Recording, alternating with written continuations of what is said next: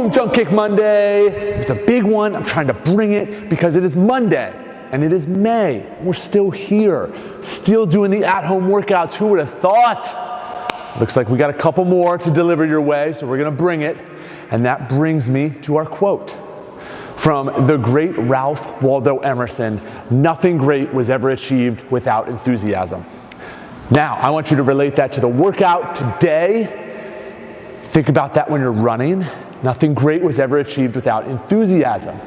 What he meant by that is you're gonna do this thing anyway, right? Especially today.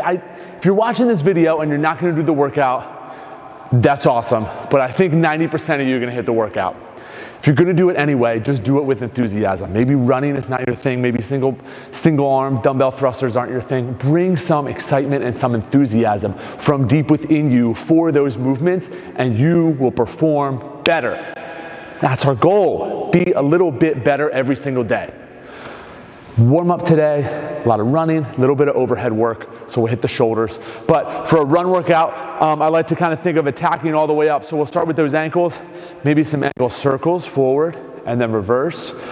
Maybe stepping into a little bit of a lunge, working into the ankle, pause, lean into it, slide back, working up there, now into the quads, hips, and hamstrings, kick back, into a leg kick. So now we're getting the front of the hip into the hamstring. I would pause here, maybe a little bend on there, back up into that leg kick.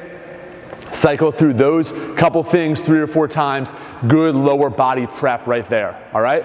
From there, get a little bit more static. I would open up the hips for the run. So we'll come here into that pigeon pose, little side to side movement, and then come up into my pike stretch. Again, attacking those calves and ankles, maybe a little reach and tap, opposite knee to opposite elbow, mountain climber. Then we'll start to get the shoulders in that high plank, some scap push-ups onto the knees, pull back at our hips, cycling back and forth between those few things, all right? Warm up today, 10-15 minutes, include a run in the beginning, include a run at the end. You want that heart rate to be up, elevated, and ready to go before you jump into that first run, all right? Now, let's dissect the workout. You have 0 to 10 minutes to run 1 mile and do a maximum amount of single arm thrusters. That mile should be somewhere between 6 and 8 minutes. So you have about 2 minutes of working time on the dumbbell or kettlebell. Now, I know that timing does not line up perfectly for everyone. One, we're all in different situations, so it might be hard to get that clean mile route. And then 2, we're all at different fitness levels. So maybe that mile is gonna take you 4 minutes. Just kidding, I don't think we have any 4-minute miles. But if you are on the later end, then I want you to tail the distance down a little bit, all right? 1,200 meters, 1,000 meters, something where you're getting in 800, or at 8 minutes. As I said in the notes, this is not a punishment. This isn't scaling down. This is just bringing the workout to your ability. And that is what will give you the best results, all right? So from there, you come in 8 minutes, should be running at a pace where you can come in and grab the dumbbell. So dumbbell comes up into that front rack position. So I'm gonna support it on that front shoulder. I'm gonna try to drive that elbow up nice and high.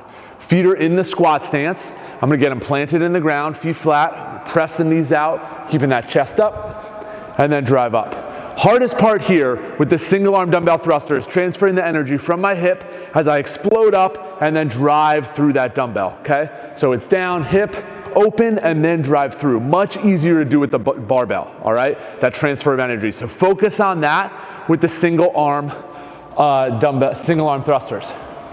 Should be getting, all right, if you have about that 2-minute window, you should be getting 20 reps, 30 reps, all right? That should be kind of a minimum standard that you should shoot for. So 10 in that first minute, 10 in that second minute as the minimum standard. Probably will be well over that, especially if you're coming in that 6:30 mile. Then you're gonna break these up a little bit.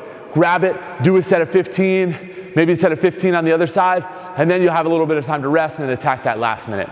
You're going into a 2-minute rest, so be sure to work all the way to that 10 minutes.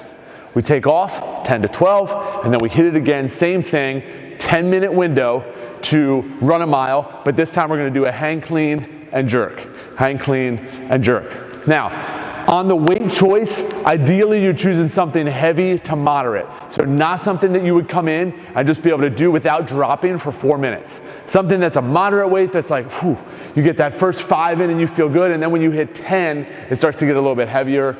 15 is a challenge, 20 is like, I'm smoked, all right? Enjoy this one, have fun, post those scores. Happy Monday.